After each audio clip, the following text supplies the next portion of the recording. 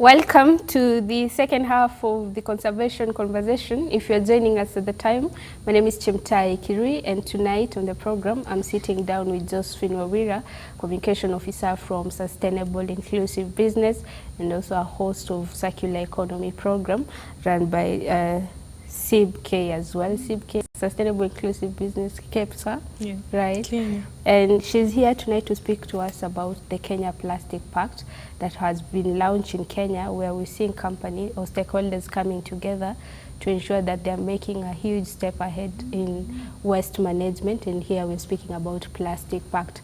During the launch, the CS for Cabinet Secretary for Environment and Forestry made this statement that the Kenya Plastic Pact will help unlock investments in the innovation, collection, reuse and recycling of waste in an environmentally sound manner, while also delivering jobs, skills and opportunities for Kenyans and especially the youth.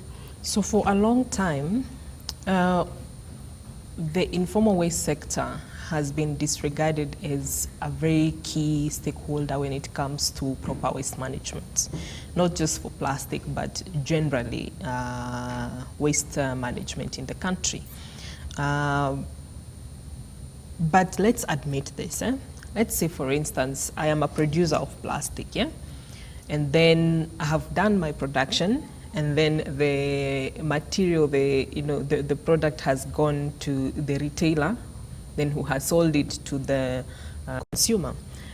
If I may ask you how many times you've gone to the supermarket, for instance, thirsty, just bought a bottle of water, even before you get to the counter to pay, you've quenched your thirst, you've emptied the bottle, you can just pay for the bottle and leave, yeah? Because what you needed was the content of that bottle and not the bottle itself. So true. So more often than not, what happens is that most of us do not carry our waste until when we can safely dispose it. So that's when you find someone walking on the road and throws the bottle off the road, or just outside the supermarket and just throws the bottle or the sweet wrapper or anything that you bought, and you're just like, I'm done with whatever I was eating inside, so what do I do with this plastic? At that moment, to you, that product has become waste. But what is waste if we were to define waste? Because waste for most people is something that you don't need or you can't use anymore. But we like saying that waste is wealth, because for you that may look as waste, but for someone else that is a job opportunity. Okay. For someone else, his job or her job is to collect that plastic bottle and sell it to a recycler. Yeah? Yes. Forgive me for Someone that. is excited to see on TV. That's my mom. Mom, Tulia. So you see, that's a job opportunity for someone else. So it's about time that we admit to ourselves that we cannot do it without the informal waste sector. It's also about time that we agree that this is not just a dirty job. I have, from my documentation of Circular Economy Trailblazers, the show that you've mentioned, I have seen how a lot of youth are making wealth from collecting waste, from separating waste. Separating is to ensure before, for instance, once you go to collect from the household, then you make sure that the plastic or the dry waste is separate from the wet waste. Because one of the major problems or challenges that the recyclers find when it comes to recycling plastic is that it's mixed up with wet waste. So that process up, making sure that it's in a condition that can now be recycled into something else becomes way tedious and expensive for that matter. So creating awareness to separate waste at source will also create more job for the youth. And remember, mtu mnasema kazi yake ni ya kuokota taka. If you're just seeing that person as the guy who collects taka, at the end of the day, there is a youth somewhere, even with a degree, but has no job, yes? And yet, this person here we are calling is the dirty guy, is making a living and putting food on the table, educating his children or her children by collecting waste. So one of the aims of the Kenya Plastics Pact is to ensure that we also empower the informal waste sector. And I said we have also, and we will continue bringing them on board. And I'm glad to say that, for instance, the Nairobi Waste Pickers Association is already a member of the Kenya Plastics Pact. Wow. So we are not going to leave anyone behind. So because it's about time that we sensitize Kenyans that this is a sector that remains key and that we cannot do without if we are to achieve a circular economy for plastic and any other circular economy in any sector. All right? So that is one of the things. So through this, if we formalize this sector and make more, create more awareness on, make it easy for them, you as the household owner. So when you're disposing of your household waste, how do you do it? Personally, I have 2 bins. One, the dry waste, the food, your chakula yote inabaki, you put it in one bin. And then the dry waste now can go to any other kind of bin, so that when they come collect, it makes it easy for them even at the separation stage. Yeah. But now also there's another challenge. Because of lack of infrastructure, even if I as a homeowner separate, most of them will just pick and put them all together. Because beyond my household, they are not also aware of what they are supposed to do with it. So by involving these associations that represent the informal waste sector will also help us to create awareness that once you collect this waste from the households, then you also have a responsibility as Nini to keep them separate. Yeah. And then from here, we have the waste pickers now who go and collect the plastics and sell them to the recyclers. Sure. And also it makes easy for the recyclers now to do their process. And remember when I said, that everyone has a responsibility, it starts from the top. So as a producer, if you've been producing a plastic that is not recyclable, remember it also makes the work harder for the recycler. So it's also time that we start thinking and redesigning our models to make sure that, like I said, 100% of the plastics produced in the country, both including packaging, is actually recyclable or reusable. So starts from the top, but also we make sure by the time this plastic reaches in the house, or you as the consumer, you know where to take it back. So that we need to put in place the take back systems. So you know where to take back your plastic, and also the collector knows the people that he can go and take these plastics to.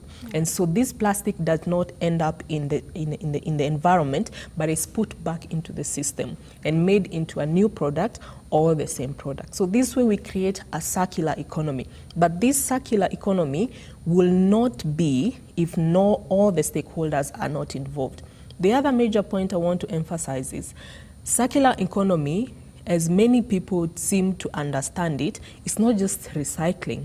Recycling is the last stage of achieving a circular economy. It starts from redesigning, it goes to innovation, it goes to elimination, it goes to reuse. All those processes, by the time we are reaching the recycling process, to close that loop, So it's not just about recycling, it's everything involved. So it's about the producer redesigning, rethinking, innovating. It's about me as the consumer knowing what to do with that process and taking it back into the system. Yeah. It's about the recycling. So it's a whole system that involves a whole lot of people, and everyone in this case has a major role to play. Yeah. And the Kenya Plastics Pact is going to help to close that loop and ensure that everyone is informed, and that it's not more about talking and talking and talking, but everyone is playing their part by creating solution-based projects, initiatives, discussions that are going to create a circular economy for plastic where it never becomes waste or pollution. Yeah, interesting information, Josephine. Thank you. Thank you for letting us know what the pact meant and what it means for us going forward. And I love the call to action where it's a responsibility for all of us, because if one part stops, right, the circle doesn't go. It's not right? complete. Goes Yeah. off. Time is running out, but I'll leave you with final words. Probably someone who is watching at home and probably they need to understand one more thing. What would that be? One more thing. I don't think I have one more thing. I have many more things. But in the interest of time, yeah. I would make a call to action for businesses, organizations out there that see the need to to create a circular economy for plastic. Whether you are a producer, whether you are a recycler, where you are in the informal waste sector, whether you are a retailer. The Kenya Plastics Pact is still open for membership.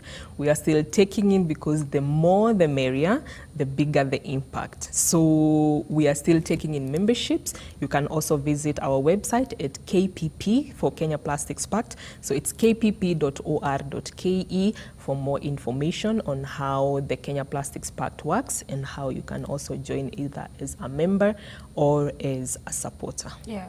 Thank you for making time for us, Josephine, and of course letting audience know what they're supposed to do and what is happening even in the larger scale when it comes to waste management. It's a huge issue. All of us want to stay in a clean environment, so once we know there's something that can be done about it, of course that's a good news. Yeah, I always say this, we have heard of Mars and other planets that we can one day go to, but for now we are still here.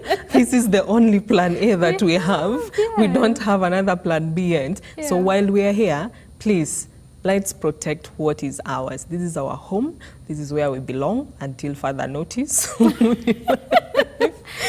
So let's protect the planet that we have.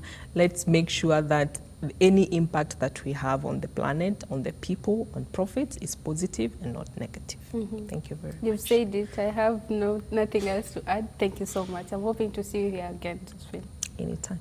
Well, that's it. Josephine is just an amazing guest. I let her speak, and the information she has, of course, is something that impacts you and me, and that's why I was glad to have her here. You've heard about the Kenya Plastic Pact. Companies are joining in, and we are follow up and see how the outcome will be. Of course, with you've said yearly announcement, annual right? reporting. I'll be here giving you airtime. I want to see numbers. What's happening? Well, that's it for tonight. The conversation, the conservation conversation, is always here to speak about our conservation and what we as audiences can do to ensure that we are playing our part as well. That's it for tonight. We have a lot of programs lined up for you, so don't go anywhere, but I'll see you on my next program. Have a blessed night. Good night.